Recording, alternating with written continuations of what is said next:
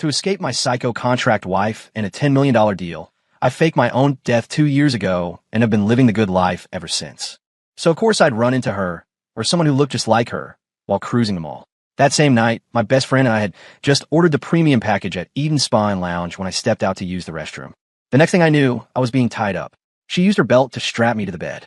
Isabel Thorne pushed the door open, her eyes gleaming with a familiar, terrifying madness. "My dear husband," she purred, "didn't you die 2 years ago?" A slow, dangerous smile spread across her lips. "Did you have an extra life, honey?" She leaned in close, her voice a venomous whisper. "You've been a very bad boy, trying to leave me again."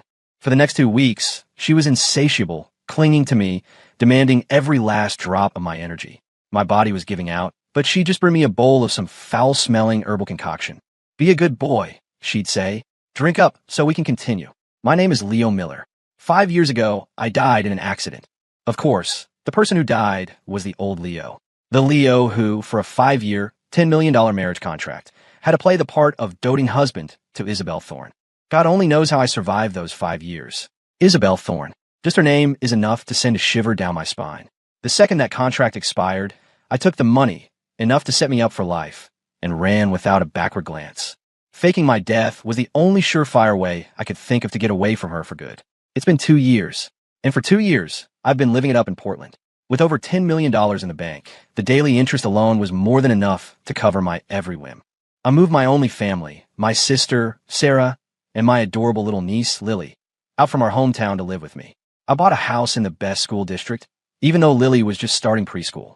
And my best friend, Derek Jones, the guy I'd been getting into trouble with since we were kids, I put up the cash, he put in the work, and we bought up the franchise rights for a bunch of Amazon delivery stations across the city. We were the silent partners, just checking the daily reports and raking in the cash. In Derek's words, "Leo, man, you're my hero. You're a walking ATM." Tonight, Derek and I were at a dive bar, grabbing beers and wings. He mumbled around a chicken bone. "I gotta hand it to you, Leo. I really thought you were a goner, that you'd actually fallen for her. 5 years playing bodyguard and lapdog to an ice queen like Isabel Thorne, day in and day out." He took a huge swig of his beer and burped. "So you were just playing a long game, huh? A 5-year undercover mission to scam the rich girl and run off with the cash. I honestly thought you were a willing simp, that you'd gone soft, totally whipped." Derek slapped me on the back so hard, I almost choked on a wing. I knew it. My boy wouldn't be some spineless pushover. I washed the wing down with some cold beer, a bitter smile on my face. "Simp? Whipped? You think I wanted any of that? Only I know what it took to survive those 5 years," I said. "That woman, Isabel. Man, it's a long story. Anyway, the money's in the bank. I'm free. The rest of it? Let's not even talk about it. This life, right now, was the one I wanted. When I got home, Sarah had a hot meal waiting. 'Leo, you're back. Wash up, dinner's ready. I made your favorite barbecue ribs.' Uncle Leo." My niece, Lily, shot across the room like a tiny cannonball and latched on my leg. I laughed, scooping her up and planting a kiss on her cheek. "Were you a good girl at preschool today?" Lily was the bestest. "My parents died when I was young. It was Sarah who raised me, who put me through college. She was more of a mother to me than a sister. Later on, she married the wrong guy, and they divorced not long after Lily was born, leaving her with some health problems and a broken heart. Bringing them to Portland was my way of giving them the good life they deserved. My family is the most precious thing in the world to me. No one's going to mess with that." At the dinner table, Lily was chewing on her fork, her big eyes blinking up at me. "Uncle Leo, that wife you had before, was she really, really mean? Is that why you had to die and run away?" Sarah gently tapped her hand. "Lily, don't say things like that." I tweaked her little nose and smiled. What do little kids know? Uncle Leo had to go save the world. I defeated the big, bad monster, and now I'm back. "Oh, so you're a superhero." Seeing her innocent smile warmed my heart. Still, for some reason, even though life felt like a dream, a deep, unshakable unease lingered somewhere inside me, especially when I heard the name Isabel Thorne. It was like a curse etched into my bones. I shook my head, pushing the thought away. Impossible. There was no way she could find me. Portland was a big city, and I had a new identity. Later that evening, I was pushing Lily on the swings of the neighborhood park. The setting sun cast a golden glow on her happy face, her laughter like tinkling silver bells. Watching her, a sense of peace washed over me. This life was paradise. The weekend was bright and sunny. Humming a tune, I drove my new SUV, with my precious niece Lily strapped in her car seat, straight to the biggest shopping mall in Portland. "Uncle Leo, I want that one. And that one. The little tyke pointed her finger at the dazzling billboards outside, her face flushed with excitement. Whatever she wants, she gets. The toy section, the newest Barbie Dreamhouse set. Check. The snack aisle, her favorite imported chocolates, fruit gummies, and chips. Swept them all into the cart. The kids' clothing department, princess dresses, athletic sets, a few of each. Lily hugged a mountain of her spoils, her eyes squeezed shut in a grin, looking like a little fox who just raided the henhouse. Thank you, Uncle Leo. You're the best. You little charmer. I laughed, tweaking her nose. This was the life. Comfortable, free, with my favorite people by my side. We passed a luxuriously decorated high-end watch boutique. I didn't plan on looking. I've been dragged to places like this with Isabel more times than I could count and was sick of them. But then, a flicker of movement in my peripheral vision. A figure at the counter. A dark dress, cinched at an impossibly thin waist. Her makeup was exquisite but gave her face a pale, almost sickly pallor, with a slash of dark red lipstick that stood out. She was leaning slightly, looking down at the watches in the glass case. The profile of her face. My heart skipped a beat. Isabel? What was she doing here? Wasn't she supposed to be in New York, ruling over her cold, corporate empire like the ice queen she was? My feet stopped moving before my brain could catch up. The woman seemed to sense my stare. She slowly lifted her head and looked in my direction. Our eyes met. Boom! Something exploded in my head. Those eyes as cold and distant as ever. But now they held a hint of something I couldn't place, a deep weariness, and melancholy. I'd recognize her if she was a ghost. Isabel. She was really in Portland. My blood turned to ice, and my hands grew clammy. She saw me, but just for a second, maybe less. She turned her head away, just as calmly, her attention returning to the watches as if I were nothing more than a random stranger. No, wait, that wasn't right. The old Isabel hated dark clothes. Her closet, aside from her black power suits, was filled with light, cheerful colors, and she never wore makeup like this. This decadent, almost tragic look. Her whole vibe was different. The old Isabel was an untouchable ice queen, radiating an arrogance that pushed everyone away. This woman in front of me was more like a black tulip, blooming silently in the dead of night, tinged with a hint of despair. I had to be mistaken. Yes, that was it. Just a look-alike. Portland is a big city. It's full of people who look like other people. I took a deep breath, trying to calm my racing heart. Uncle Leo, Lily whispered, tugging on my jacket. She looked from me to the woman in the store, her big eyes wide with curiosity. That lady is so pretty. She lowered her voice. But why does she look so sad? Does she want to watch, but doesn't have any money? The innocent words of child were like a needle pricking at my frayed nerves. Sad?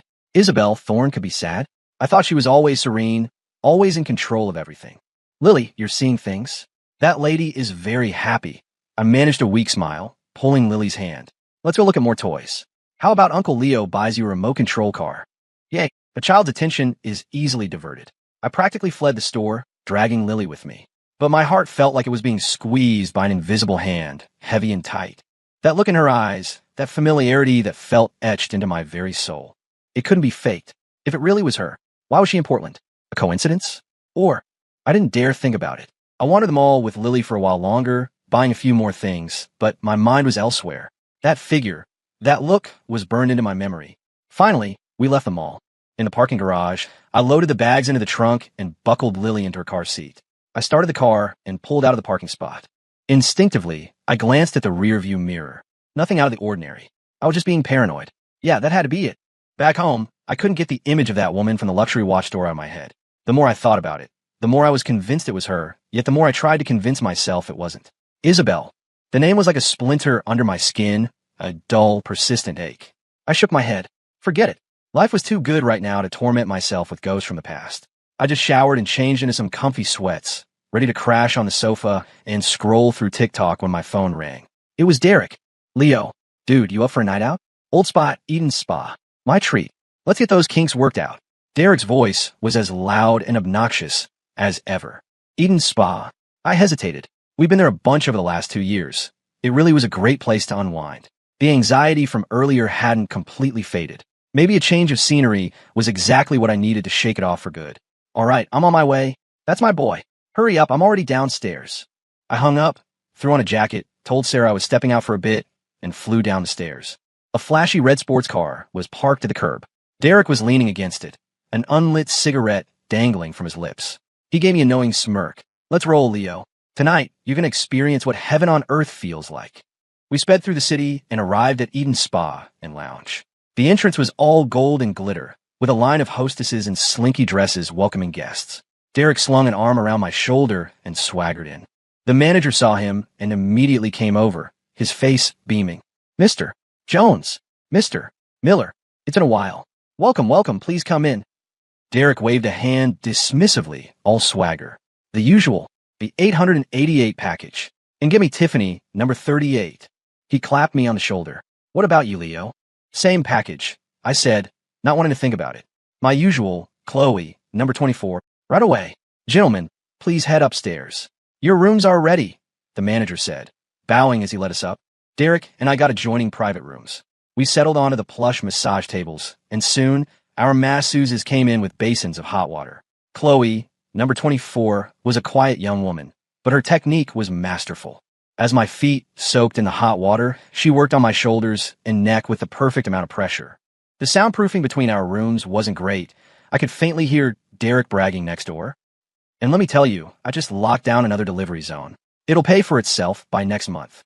I couldn't help but smile. Same old Derek.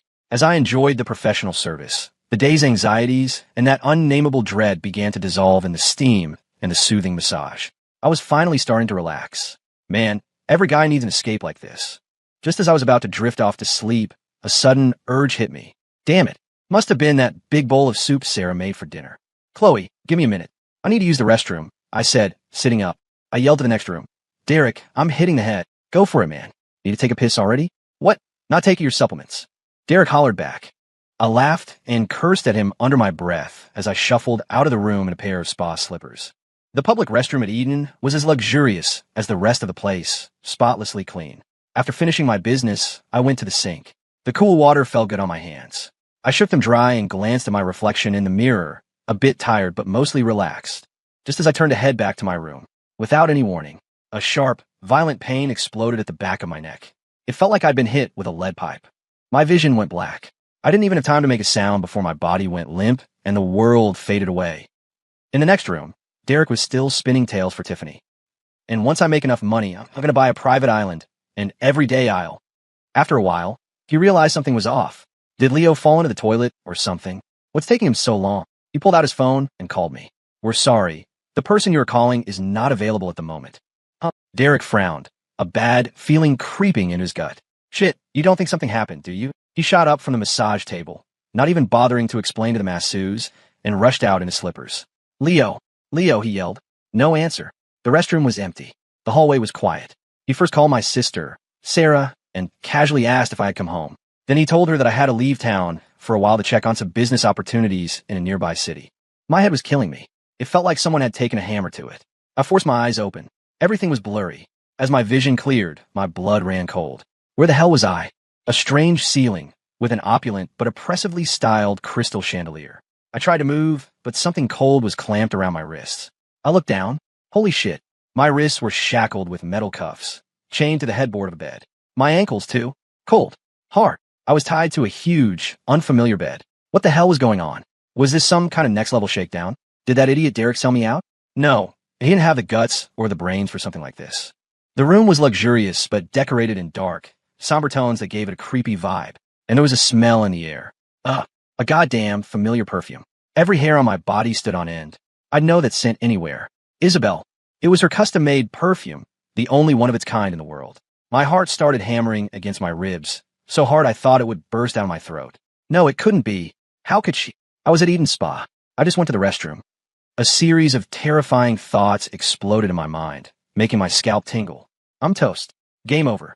This woman, she was even crazier than I remembered. As my mind raced, trying to figure a way out of these damn shackles, the door clicked open. Click. Then came a sharp, crisp sound of high heels on the floor. Click. Clack. Slow, deliberate steps, like the Grim Reaper approaching, each one landing squarely on my beating heart. A figure appeared in the doorway. It was the same dark dress from the mall, the same exquisite makeup with its sickly pale cast. Isabel. Her face was blank as she stared at me, her eyes as cold as ever. But deep within them, I saw a flicker of something I couldn't comprehend, a terrifying madness. My dear husband, she began, her voice chillingly calm. Didn't you die in a car crash 2 years ago? She paused, the corner of her mouth twitching into a bizarre smile. What's this? Did you have a respawn token? What the hell? Why did that line sound so familiar? She walked toward me, step by step, the sound of her heels getting closer, the pressure in the room building. I could smell that familiar perfume, a scent that now filled me with absolute dread. She stopped at the bedside, looking down at me like I was a prized possession she'd just recovered. Then, she did something that made my jaw drop. She unbuckled the expensive-looking leather belt from her waist. And with that belt, she began to bind my upper body, wrapping it around and around, tying me tightly to the headboard. The position. A wave of intense humiliation washed over me. "You've been a very bad boy, honey," she whispered, leaning over me. Her cool hair brushed against my face, her warm breath ghosting over my ear. "Did you really think you could leave me all alone again?" Her voice was a strange mix of hurt, obsession, and a sick, twisted kind of love. Then, she pressed her whole body against mine. She kissed me, touched me, with a desperate, frantic energy, as if she wanted to meld me into her very bones so we could never be separated again. I was so screwed. The lamb had walked right back into the lion's den. For the next 2 weeks, I live a life worse than a dog's. Oh wait, no, it was a life of being served hand and foot, a prisoner's life. She treated me like her exclusive property. Every day, she found new ways to torment me. My body was deteriorating at a visible rate. I felt completely hollowed out, and every time I felt like I was about to ascend to the heavens, she'd bring me all sorts of expensive supplements. Ginseng, deer antler, sea cucumber, abalone, you name it. She even made soups with her own hands. She would feed them to me gently, spoonful by spoonful, sometimes even mouth to mouth. Then, once I had regained a sliver of strength, she would start a new round of draining me dry. What the hell was this? The carrot and the stick? No, this was torture wrapped in a sweet package. I felt like I was on the verge of a complete mental breakdown. What the hell kind of life was this? In this opulent cage, a room that screamed luxury and depression in equal measure, I lived the life I'd always dreamed of. Oh, who was I kidding? I was a well-fed pig being fattened for the slaughter. Every day, Isabel would appear right on schedule. She'd cook herself, using ingredients I'd only ever seen in Michelin star restaurants, turning them into exquisite dishes. Then she'd sit by the bed and feed me, bite by bite, like I was a toddler. To be honest, the food was incredible, but it was hard to enjoy it when you were ignoring the cold metal shackles on your wrists and ankles and her burning, possessive eyes that never once left me. "Open up, honey." Her voice was soft with a subtle raspiness. What could I do?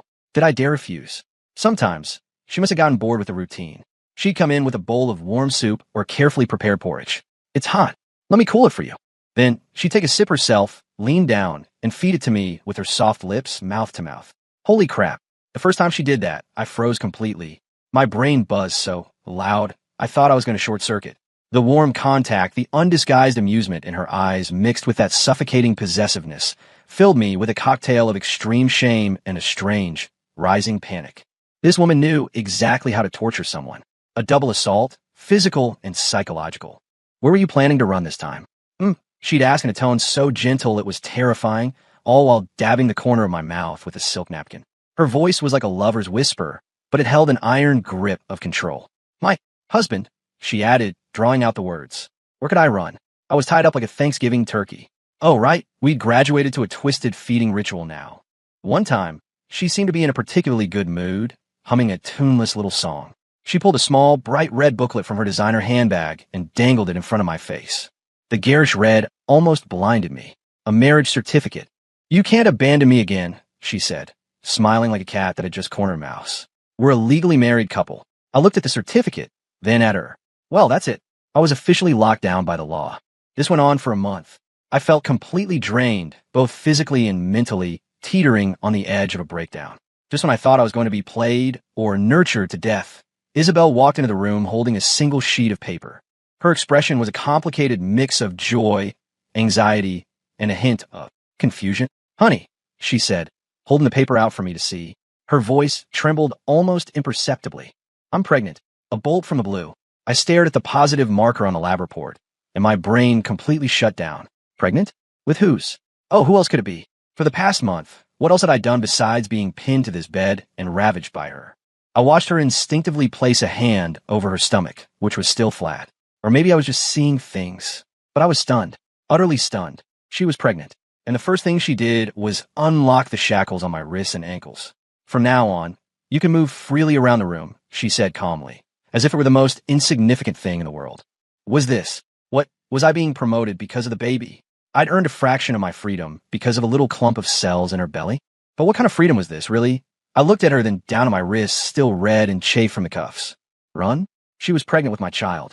As much of a screw-up as I was, I couldn't just abandon my kid, even if the mother was a little intense. Don't run? What other choice did I have? For now, I have to play along, let her call the shots. I couldn't just walk away from this. I couldn't be that guy. The bone-deep exhaustion hadn't faded, but now there was a new variable in the equation. That little clump of cells in her belly was my only get-out-of-jail-free card. Or maybe it was just a new, more permanent set of chains. I cleared my throat, which felt rough from disuse. Besides a few grunts and moans here and there, I hadn't said much in a month. Why did you come to Portland? Don't tell me. You came here looking for me. I asked, though I already knew the answer. With her level of crazy, coincidence wasn't in her vocabulary. Isabel was standing in front of the mirror, methodically smoothing out the wrinkles in her dark dress. She paused at my question. Through the reflection, I saw her face shift back to that familiar, aloof expression of superiority, as if the woman who'd been clinging to me moments before was just a figment of my imagination. A year ago, the business in New York was mostly stabilized, she said, her voice flat, as if she were discussing a quarterly report. She turned around. I found that city held too many heavy memories. She walked to the window, gazing out at the bustling Portland cityscape. Portland has nice scenery, the air is clean. I came here for a change of pace and to scout for potential investments. I was thinking of relocating. She said it so convincingly, I almost believed her. If I hadn't just been freed from her bed, that is. And that day at the mall, I pressed. Seeing you at the mall was a complete coincidence. She finally looked at me, a cryptic smile playing on her lips. And then, well, that led to this series of events. She said it so casually, as if kidnapping me, imprisoning me, and driving me to the brink of insanity were just the logical next steps in a story that started with an accident. I wanted to thank her and her entire goddamn family for this exciting story. Honey, she suddenly switched gears, stepping close and tapping a finger on my chest. That familiar, suffocatingly possessive aura was back. You've been a bad boy. She tilted her head, her eyes filled with a theatrical pout and a thick, syrupy jealousy. You have a beautiful, devoted wife right here, working so hard to continue your family line. So why did you have to go to a place like Eden Spa? To find those sleazy, trashy women. She spat out the word women like it was poison, as if I had committed some unforgivable crime. I was losing my mind. Derek and I went for a massage, and, in her world, that translated to finding trashy women. Sleazy? The masseuse was just doing her job. I tried to explain that it was a completely platonic therapeutic massage, but she didn't give me a chance. Her red lips crashed onto mine. Another dizzying, unspeakable scene unfolded. It was like she was trying to brand her jealousy and possessiveness onto my very soul. Afterward, I lay sprawled on the bed, feeling like a puddle of goo. My back ached. This was more exhausting than my old construction jobs. All right, I gasped, holding up my hands in surrender. You're pregnant with my child now. I won't run. Okay. If I tried to run again, I was pretty sure she'd hunt me to the ends of the earth and punish me in some even more twisted way. I give up. Isabel seemed pleased with my surrender. A triumphant smile played on her lips as she gently stroked her still flat stomach. But I took a deep breath, sensing this was my only chance to gain a sliver of control. I need to take you to meet someone. She's very important to me. She's my family. My real family. The smile on Isabel's face faded slightly. A flicker of suspicion and scrutiny crossed her eyes. Oh, she raised an eyebrow, her icy demeanor returning. What kind of family? Fine, she nodded, a playful yet subtly tense look in her eyes. I'd love to see. The drive was tense. Isabel sat in the passenger seat, her eyes darting toward me every so often, filled with suspicion. Who are we going to see? She finally asked, her voice flat and emotionless. I told you, the most important person in my life. I didn't want to explain further. She wouldn't believe me anyway. I pulled up to my sister's apartment complex and took a deep breath, feeling like I was heading into battle. This was the first time since my resurrection that I was introducing her to my only family. My sister, Sarah, and my adorable niece, Lily. I had no idea what kind of fresh hell Isabel was about to unleash, but I had to face it. I knocked on the door. A sweet, childish voice chirped from inside. Who is it? The door opened, and Sarah was standing there, holding Lily's hand. The sound of cartoons echoed from the living room.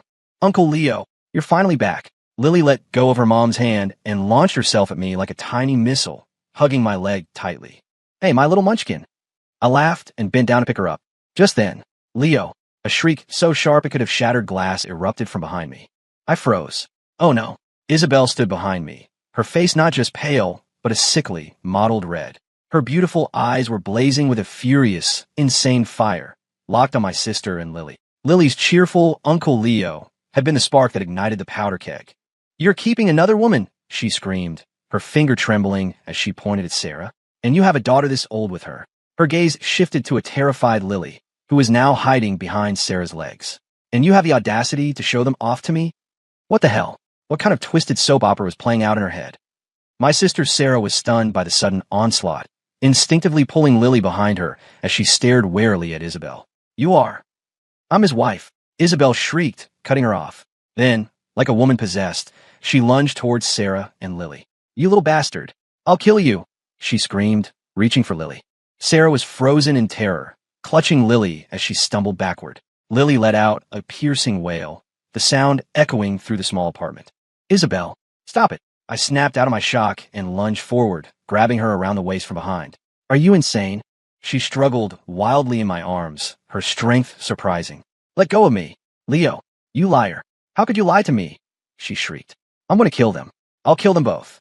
The scene was pure chaos. Sarah, trying to comfort a sobbing Lily, looked at me and this lunatic with wide, terrified eyes.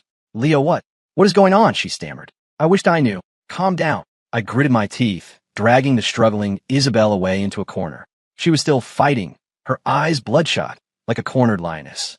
I couldn't take it anymore. I lowered my voice to a furious hiss. "Look closely. That's my sister. Sarah, she raised me. She's like a mother to me. And that's not my daughter. That's my niece. My sister's daughter. My niece." My furious shouting seemed to finally penetrate the fog of jealousy and rage in her brain. Isabel's struggles ceased. She froze. She stared at me in disbelief, then whipped her head around to look at my sister, who was still trying to soothe the crying Lily. The series of expressions that crossed her face was something to behold. It went from pure rage to shock to confusion, and finally to a dawning creeping horror. Her mouth opened slightly, but no words came out. She seemed to finally realize that she had just made a colossal, universe-shattering mistake. The air went dead silent, broken only by Lily's heartbroken sobs. My furious declaration that Lily was my niece was like a bucket of ice water dumped over Isabel's raging fire. She froze solid. Her eyes were wide, darting from me to my sister, who was still comforting a traumatized Lily. "Your sister?" Her voice trembled, all the ferocity from moments before completely gone. The color drained from her face, leaving it whiter than her usual pale makeup. She finally, maybe sort of understood the magnitude of her screw-up. My sister, still bewildered, clutched Lily and watched Isabel with wary eyes. The next thing Isabel did almost made my eyes pop out of my head. She suddenly spun around, faced my sister, and executed a perfect 90-degree bow. It was so formal it looked like something out of a textbook. "Sister, I am so sorry." Her voice was loud, laced with a sob, and dripping with flattery. "I'm misunderstood. I'm a horrible person. I'm blind. I should be struck down." "Me? My sister?" Lily was so startled by the outburst that her crying hitched for a second. This woman's ability to switch gears was faster than a Formula One car. After the apology, she straightened up and saw Lily still sniffling in Sarah's arms. Isabel's face immediately broke into what was supposed to be a warm, friendly smile. She cautiously crouched down, trying to get closer. "Sweetie, don't cry, don't cry. Auntie didn't mean it. Auntie is sorry, okay?" She reached out to pat Lily's head. Lily recoiled, burying her face in Sarah's side and shaking her little head violently. "Wah, bad lady. Mommy, bad lady." Isabel's outstretched hand froze midair, the smile stiffening on her face. She looked utterly lost, sweat beading on her forehead as she glanced at me desperately. That look on her face was like a lost puppy begging for help. "Leo," she pleaded, her voice laced with a panic she probably didn't even recognize in herself. "What could I do? I was pretty desperate myself." Lily, sweetie, it's okay. This is Uncle Leo's friend." My explanation sounded pathetic even to my own ears. Isabel's eyes darted around, and a light bulb seemed to go off. She shot up and fumbled in her ridiculously expensive handbag, pulling out a sleek black credit card. "Sister Lily, I'm so sorry. I didn't know." She tried to shove the card into my sister's hand. "Please, whatever you need, whatever you want, just buy it. It's on me. Consider it my apology." Sarah, completely flustered, waved her hands frantically. No, we can't accept this. We don't need anything." "Yes, you do. You must. Isabel insisted, absolutely certain. What toys does Lily like? Barbies? Legos? A Disney princess dress? Annie will buy them all for you. And you, sister, what kind of handbag do you like? What jewelry? I'll have it delivered to your door. She sounded like a lottery winner on a frantic spending spree, desperate to flash her wealth. Watching her try to bury us in consumer goods, I felt a vain throb in my forehead. This woman's solution to every problem was so infuriatingly simple. Throw money at it. But Sarah was a reasonable person. Seeing Isabel's sincere attitude, and noticing the way she instinctively protected her stomach, and after my brief, mumbled explanation, she seemed to grasp the situation. Her anger subsided, replaced by an expression of pure, exasperated bewilderment as she looked between me and Isabel. Leo, what on earth is going on? Sarah whispered, her voice full of helpless confusion. How could I possibly explain? Yeah, sis, this is your future sister-in-law. She's a bit unhinged, wildly possessive, and also pregnant with my child. Sarah would probably kick me out on the spot. It's a misunderstanding. All a misunderstanding was all I could manage. At dinner time, to further demonstrate her sincerity, Isabel actually offered to help in the kitchen. Sarah and I exchanged a look of profound shock and a deep, shared sense of foreboding. And we were right to be worried. The great Isabel Thorne, a woman who could command boardrooms and sign nine-figure deals without blinking, was a complete disaster in the kitchen. She was like a tornado in a china shop. First, she knocked over the soy sauce, creating a sticky, brown lake on the countertop. Then, while chopping vegetables, she nearly sliced off her own finger instead of the cucumber. Sarah frantically supervised, tried to prevent her from burning the kitchen down. I leaned against the kitchen doorway, watching Isabel, dressed in a designer gown but wearing my sister's kitschy floral apron, bumble around the kitchen. For a moment, it was almost funny, and it stirred something strange inside me. She finally emerged, proudly presenting a plate of something black and unrecognizable. Her face was smudged with flour, but she was grinning like a child seeking praise. Leo, sister, try it. It's my first time cooking. Sarah and I stared at the dark matter on the plate, then at her expectant face. We shared a look of mutual suffering. It seemed that this powerful, domineering, and frankly psycho woman was, for my sake, actually willing to shed all of her pride and arrogance. She was trying, in her own clumsy way, to become a part of my life, my family, even if her methods were hard to stomach. In the end, Sarah had to cook a whole new meal, and even Isabel had to admit, my sister's cooking was amazing. After that day, it was like Isabel had installed a permanent homing beacon in my sister's apartment. Leo, I'm hungry. Leo, I'm craving Sarah's sweet and sour pork today. Leo, Lily said she wants the strawberry cake I bought. The excuses were endless, but the goal was always the same, mooching a meal. She called it catering to the pregnant woman's palate and soaking in the warmth of a family. My sister, Sarah, went from being stunned and wary to just used to it. Sometimes, if Isabel was running a little late, Sarah would even murmur, I wonder why Isabel isn't here yet. Of course, Isabel didn't just eat. She would insist on washing the dishes, which usually resulted in a flooded kitchen floor. She tried to help Lily with arts and crafts, only to get more engrossed than Lily herself, making a complete mess of the materials. Watching her, dressed in a $1,000 dress and a $10 apron, causing chaos in the kitchen, I sometimes really wanted to pry open her head and see what was going on in there. As for Lily, she was completely won over by Isabel's combination of checkbook diplomacy and genuine patience. Imported snacks became a daily staple, and limited edition Barbie dolls filled her toy corner. Whenever Isabel arrived, Lily would trail after her like a little shadow. Annabelle, was the little baby in your tummy good today? Annabelle, you know what? That mean boy at preschool was mean to me again.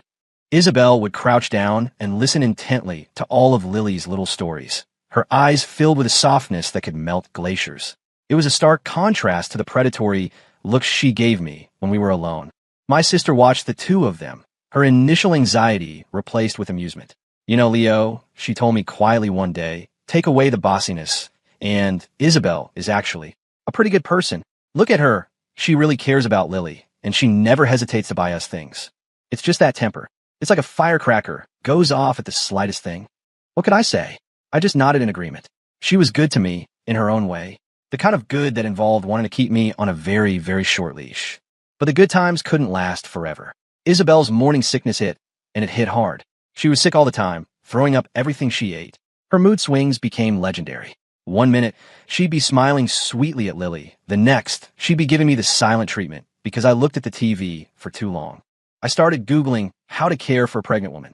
One night, at 3 a.m., she woke up craving a specific kind of donut from a cult favorite shop across town. Without a word, I got in the car and went. By the time I got back, she was asleep, but there was a faint smile on her lips. I'd massage her swollen calves, my technique clumsy and amateurish. She just hummed contentedly, her eyes closing like a cat being petted just right. Leo, harder. Did you even eat dinner? She complained, but her eyes held a soft glow I'd never seen before. A few times, late at night, she'd bury her head in my chest. Her voice would be muffled, tinged with a vulnerability she'd never admit to. I used to live in that huge house all by myself. It was so cold. Everyone was afraid of me. No one ever told me the truth. I thought you were dead. Those 2 years, She never finished the sentence, just held me tighter. In those moments, I suddenly felt that this impossible woman wasn't so bad after all. Derek, that jackass, finally got in touch. The second I answered, his booming voice filled my ear. Leo, where the hell have you been? I thought you'd been abducted by aliens. I gave him the condensed version. Isabel's pregnancy, the imprisonment, the whole crazy story. The other end of the line was silent for a full 30 seconds. Then, he burst into thunderous, hyena-like laughter. Holy shit, Leo, you magnificent bastard. You played a triple agent and knocked her up in the process. The rich girl runs off with the baby. No, wait, the rich girl kidnaps the dad-to-be and runs off with the baby. Ha ha ha, you're a legend. So, did Isabel really, drain you dry? Bro, I've got this old family remedy. I could hook you up. Listening to his crude jokes, I wanted to climb through the phone and punch him. Shut up. You're the one who needs it. Hey, don't be mad. Derek laughed slyly. Seriously, though, you got a kid on the way. You basically skipped all the hard parts and hit the jackpot. Why would you ever work again? Just stay home, be a stay-at-home dad, and let the rich wife support you. It's the dream. I didn't bother arguing. His brain operated on a different frequency, where morals were determined by looks and bank accounts. Later, the three of us, me, Isabel, and my sister, ended up at a baby store together. The scene was surreal. Isabel stared at the impossibly tiny clothes, shoes, and bottles, her eyes shining. This one's cute. Buy it. This fabric is soft. Buy it. This one is imported. It's better for the baby. I'll take them all. She looked like she was ready to buy the entire store. My sister stood beside her, looking exasperated. Isabel, we don't need this one. That one's too small. The baby will outgrow it in a week. Isabel just blinked, a docile expression on her face that said, I don't get it, but I'll listen to you. I watched her gently touch the soft little outfits. The anticipation and happiness on her face were undeniable. She was genuinely excited for this baby's arrival, and she was genuinely trying to be a good mom. A good wife? The jury was still out on that one. Life settled into a rhythm, and Isabel's belly grew bigger by the day, like a balloon being steadily inflated. As her due date approached, the tension in the house grew thick. Me, the theoretical father-to-be, I was practically vibrating with anxiety. I spent my days flipping through parenting books, feeling like I understood every word individually, but the sentences themselves were complete gibberish. Leo, stop pacing. You're making me dizzy, my sister Sarah said, balancing a bowl of chicken soup in one hand while the other rested on her own lower back. As a veteran mom, she was the picture of calm. Isabel, on the other hand, was calm in a completely different way. She was issuing orders. She'd send me on citywide scavenger hunts for specific foods, a breakfast burrito from a food truck in one neighborhood, an artisanal cupcake from another. One day, she decided she wanted to knit a sweater, got the yarn into a tangled mess that looked like a spider's web, and then handed it off to my sister. I was pretty sure she was just using her pregnancy as an excuse to torment me, reveling in her privileges. Finally, on a sunny afternoon, she clutched her stomach, her face pale. Leo, I think it's time. My brain went completely blank. All the what to do when labor starts information I'd memorized vanished in a thin air. Sarah, quick, it's happening. My sister was a whirlwind of efficiency, the pre-packed hospital bag already by the door. After a chaotic scramble, we got Isabel to the hospital and into the delivery room. The red in delivery light flicked on, feeling like a crushing weight on my chest. I collapsed onto a bench in the hallway, my palms sweating. In that room was my wife and my child who I hadn't even met. Time crawled by, each second stretching into an eternity. Sarah patted my shoulder.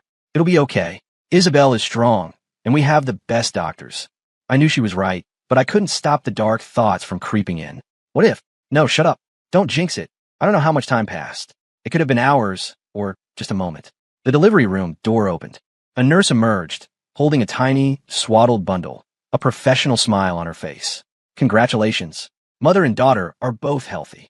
6 pounds, 8 ounces. A beautiful little girl. I shot up from the bench, my legs feeling like jelly. Mother and daughter are healthy. A girl. The massive weight on my chest finally lifted. A wave of emotion hit me, and my eyes stung. I almost broke down, crying right there in the hallway. I followed the nurse to see the baby. She was a tiny, pink little bundle, her eyes squeezed shut, her little mouth making sucking motions. This was my daughter. My heart felt like it had been tickled by a tiny, soft hand, and it melted into a puddle. The nurse placed her in my arms. I stood there, stiff as a board, hardly daring to breathe, terrified I might break this fragile little doll. She was so small, so soft. It was over. I, Leo Miller, was destined to be wrapped around this little girl's finger for the rest of my life. A doting girl dad? Sign me up. In the recovery room, Isabel lay on the bed, pale and beaded with sweat. But when she looked at our daughter in the bassinet, her eyes held a tenderness I had never seen before. It was a warmth that could melt icebergs. She reached out a finger and gently touched the baby's cheek, a weak but contented smile on her lips. Leo, she looks like you. I looked at her, then at the baby, a storm of emotions swirling inside me. This woman, who had put me through hell, had just given me a daughter. You did great. I managed to choke out. It was all I could think of to say. She didn't answer, just looked at me, her eyes filled with something complex and unreadable. When it came time to name her, we, for once, were in complete agreement. Let's call her Noelle, Isabel said softly, gazing out the window. Noelle. It felt right. A name that held the memory of our tumultuous story, a nod to the season of new beginnings, a promise of peace. It was her obsessive need for me, transformed into a quiet, hopeful prayer for our new family. The day we brought her home, Sarah and Lily were ecstatic. Sarah held little Noelle, her eyes glistening. This is wonderful. Our family is growing. Lily stood on her tiptoes, peering into the bassinet at her sleeping baby cousin. Uncle Leo, Annabelle, the baby is so cute. She reached out a tiny finger to poke Noelle's cheek, but Sarah gently intercepted her. Be gentle, sweetie. The baby is very little. Okay, Lily nodded seriously. I'm going to be a good big cousin and protect her. Looking at everyone in the room, Sarah's loving smile, Lily's innocent promise, and Isabel's tired but glowing profile, I suddenly felt like all the crazy, messed up stuff from the past didn't matter anymore. Right now, all I wanted was to protect this. I knew that with Isabel's personality, our future wouldn't be completely peaceful. But so what? I could handle it. We could handle it. Life in Portland settled into a new routine, but a few weeks later, Isabel dropped a bomb. Leo, pack a bag. We're taking Noelle to New York. I was in the middle of changing Noelle's diaper. My hand slipped. New York? What? My parents want to meet you. And their granddaughter. Her tone was matter of fact, but I could hear the unspoken command. That was her turf. Her father's turf. A few days later, we were on a private jet. I held Noelle, watching the clouds drift by, my stomach doing backflips. This was way more nerve-wracking than that night at Eden Spa. The Thorne estate in New York was even more ridiculous than I'd imagined. As the ornate iron gates swung open, it felt like we were entering some kind of royal park. A man stood in the center of the grand foyer, radiating an aura of absolute power. He was impeccably dressed in a dark, tailored suit that screamed old money and authority. His hair was perfectly coiffed, and his eyes were sharp enough to pierce straight through you. This had to be your father, Harrison Thorne. He scanned me from head to toe, and I felt like I was undergoing an X-ray inspection. The air grew thick and heavy. Isabel, however, was perfectly at ease. Dad, she said, stepping forward to link her arm with his. This is Leo, and this is Noelle. Her voice held a hint of daughterly affection I'd never heard before. Wah, as if sensing the oppressive atmosphere. Or maybe she was just hungry. Noelle's face crumpled, and she let out a piercing cry. The sound shattered the silence. Harrison Thorne's intense gaze instantly shifted from me to the baby in my arms. The stern lines of his face softened, melting away. Oh, my sweet granddaughter, what's wrong? He murmured, stepping forward to take her from my arms. His movements were surprisingly gentle. As he held her, Noelle's crying subsided, and her tiny hand reached out to grasp his finger. A rare, almost stiff smile appeared on Harrison's face. That evening, the Thornes hosted a grand family dinner. And by dinner, I mean an event more lavish than any corporate gala I'd ever attended. A long, polished table was laden with exquisite food, surrounded by people who looked like they owned half the city. Isabel, stunning in an elegant evening gown, had one arm linked with mine, the other cradling a sleeping Noelle. She stood at the head of the table, her voice clear and confident. Everyone, I'd like to formally introduce you. she announced, a regal calm about her. This is my husband, Leo Miller. Her eyes met mine, a flash of pride, tenderness, and undisguised ownership in them. And this is our daughter, Noelle. The room buzzed with whispers and polite applause. One of the relatives, a woman dripping in diamonds, gave Isabel a knowing smile. Well, Isabel, dear, it seems your persistence has finally paid off. Her tone was dripping with meaning. Isabel just smiled serenely. Fate is a funny thing, isn't it? After dinner, Harrison summoned me to his study. He poured 2 glasses of whiskey. Leo, he began, his voice smoother now. Isabel has always been a stubborn child. When she sets her mind to something, there's no stopping her. I nodded. He had no idea. I hear you've started some small ventures in Portland. Just a few things, enough to get by, I said modestly. Have you ever considered working for the Thorn Group? He asked, getting straight to the point. I froze. He was trying to recruit me. Harrison, I said carefully, I'm not a natural businessman. My only goal right now is to live a quiet life and take care of Isabel and Noelle. The Thorn Group was a shark tank. I'd be eaten alive. Harrison studied me for a long moment, then nodded. I can respect that, as long as Isabel is happy. When I left the study, Isabel was waiting, holding Noelle. So, what did my father want? She asked. Just chatting. She smirked, not buying it for a second. Honey, she whispered, leaning in close, a smug, triumphant glint in her eyes. You're the family hero now. The man who finally tamed the dragon. You realize you can get away with anything, right? I couldn't help but laugh. Even now, she couldn't resist getting the upper hand. But looking at the genuine joy in her eyes and the sleeping baby in her arms. Fine, I could be the hero. Our trip to New York had one more stop. Leo, tomorrow you're coming somewhere with me. Isabel announced a day later, her expression neutral, but with that familiar, unsettling flicker in her eyes. My stomach dropped. What was she planning now? Somewhere special. You'll see when we get there. The more cryptic she was, the more nervous I got. The next day, the car wound through a series of streets and finally stopped outside a heavily secured compound. High walls, barbed wire, and guards with stern faces at the gate. A psychiatric hospital? I was confused. Isabel didn't say a word, just got out of the car, holding Noelle, and walked straight in. I hurried after her, my mind racing. We passed through several locked doors and entered a visiting area. Through a thick pane of glass, I saw 2 people, and my blood ran cold. Cody Nash, Sienna Vance. I'd recognize those names even in my nightmares. They were the 2 lowlifes who. But the people in front of me now. Cody was wearing a loose-fitting patient's gown, his hair a mess, his eyes vacant. He was squatting in a corner, chewing on his own fingers with a disturbingly focused expression, drool dripping from his mouth. Sienna wasn't much better. Her hair was wild and unkempt. She was clutching a pillow, murmuring to the wall in a low, ghostly whisper. Holy hell, they were completely broken. All their past arrogance and scheming had vanished without a trace. They were just 2 shells of human beings. Isabel's lips curled into a cold smile as she looked at the 2 figures behind the glass, as if they were insects. I just let them reap what they sowed, and they ended up like this. She said it so casually, but a chill ran down my spine. This woman, when she was ruthless, was truly ruthless. But damn, if it wasn't a little bit satisfying to see. Isabel looked down at our daughter, Noelle, who was blinking up at her, completely unaware. Isabel's voice dropped to an unnervingly instructive tone. Noelle, look closely at those 2 animals. They're bad people.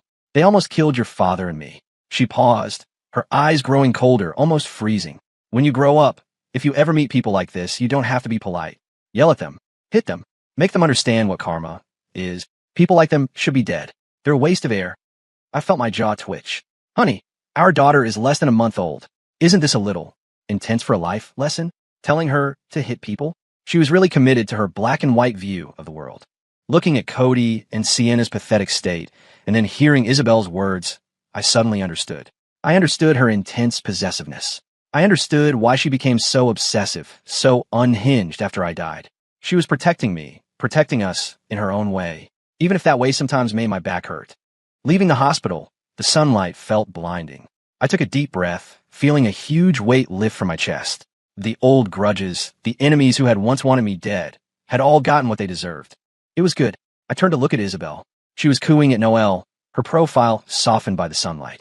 Maybe our future wouldn't be perfectly calm, but at least the darkest shadows had finally lifted. Me, her, and our daughter. We could finally, truly, start our new life. Returning to Portland from New York felt like coming home. Even the air seemed sweeter. Little Noelle was getting chubbier by the day, and Isabel's mood had improved dramatically. One afternoon, holding Noelle, She said to me, Leo, let's have another wedding. I blinked. Huh. The first one didn't count, she said, her tone light but firm. That was a contract, a business deal, and it included your ridiculous plan to fake your own death. This is different now. She looked down at the sleeping baby in her arms, her eyes so soft they could turn stone to water. I want to give Noelle a proper beginning, and I want to give us one too. Something shifted inside me. She was right. What we had before wasn't real. Okay, whatever you want. There was no massive, fairy tale wedding this time. Surprisingly, Isabel wanted to keep it small. She said she only wanted the people closest to us to be there. So, it was just my sister Sarah, my niece Lily, and my screw-up but loyal when it counts best friend Derek. On Isabel's side, it was just her parents and a few trusted friends. The venue was a small, charming chapel in Portland, sunlight streaming through the stained glass windows. Lily, in a little flower girl dress, was practically bouncing off the walls with excitement. Derek, looking uncomfortably handsome in a tailored suit, couldn't stop sneaking glances at the bridesmaids. Some things never change. My sister Sarah sat in the front row, her eyes glistening. I knew she was truly happy for me. When it came time to exchange vows, the pastor stood before us, his expression serene. My palms were sweating, but Isabel suddenly took my hand. Hers was cool and slightly damp, too. We hadn't prepared any giant diamond rings. Isabel said that cold, hard objects couldn't possibly represent our back from the dead love story. Under the pastor's smiling gaze, we both reached out. My sister, holding the baby, brought her to us. Gently, carefully, we took our daughter, Noelle, into our arms together. The little one was sound asleep, her tiny mouth making little sucking motions, completely oblivious that she was the star of the show. Noelle. Isabel's voice trembled almost imperceptibly. She is the most precious fruit of our love, the strongest bond in our marriage. I looked at her, then down at our daughter. My heart was full. Yes, I said, my voice a little hoarse. We'll spend our lives protecting her and protecting this family. The vows were short, but they carried the weight of a lifetime. In the pews, my sister was openly weeping with joy.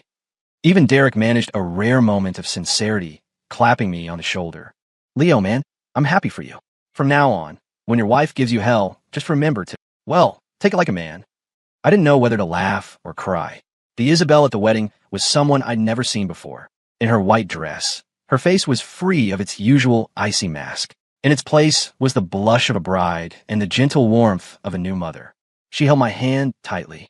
Her eyes, which usually held storms, were now filled with nothing but pure happiness and a kind of peace I'd never seen in them before. It was as if a ship, long lost at sea, had finally found its harbor. The reception was simple, held in a small restaurant next to the chapel. The food was exquisite, and the company was warm. Laughter filled the room. Someone toasted to us, calling us the couple who came back from the dead, and Noelle, the angel who brought the miracle. Isabel just smiled, raised her glass, and drank. Her smile was so bright it was dazzling. After the wedding, life truly turned a new page. There were no more shocking plot twists, just the quiet, ordinary rhythm of daily life. Isabel was still Isabel. At work, she was the queen who could silence a boardroom with a single look. But at home, she were the silly cartoon print apron my sister bought her and fumble with the baby food maker. Sometimes, she'd get a sudden whim to cook for me. The results were always an adventure. But seeing her with a smudge of flour on her nose, waiting expectantly for my verdict, I'd always smile and say it was delicious. What can I say? I was completely hers. Noelle grew and changed every day.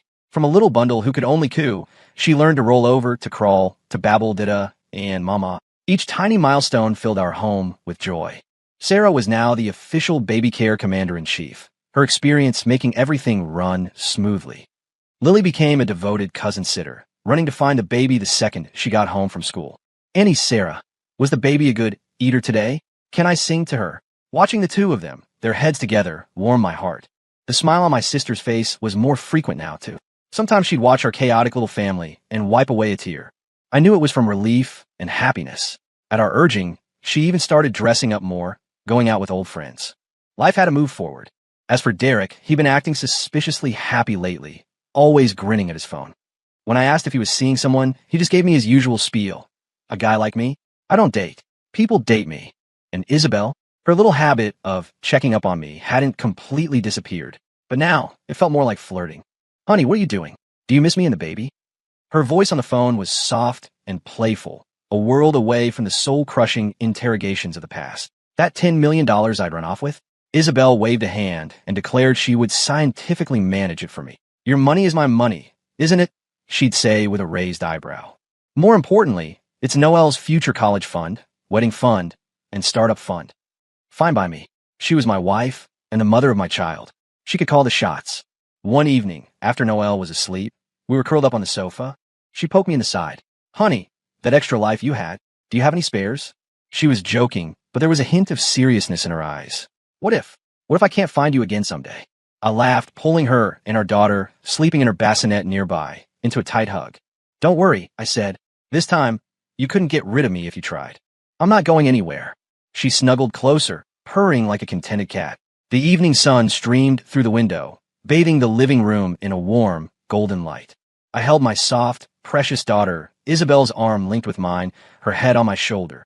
Sarah and Lily were nearby, whispering and laughing as they played with the newly awakened Noelle. This, right here, was what peace felt like. I, Leo Miller, once thought my life had hit rock bottom. I'd even died once. I never imagined that on the other side of all that chaos, I would find this kind of happiness. It was worth it. Every crazy, terrifying moment. And this love, this warmth that I had fought so hard for, I would spend the rest of my life protecting it. My life had been one long, dark eclipse, but now it was finally full. The end.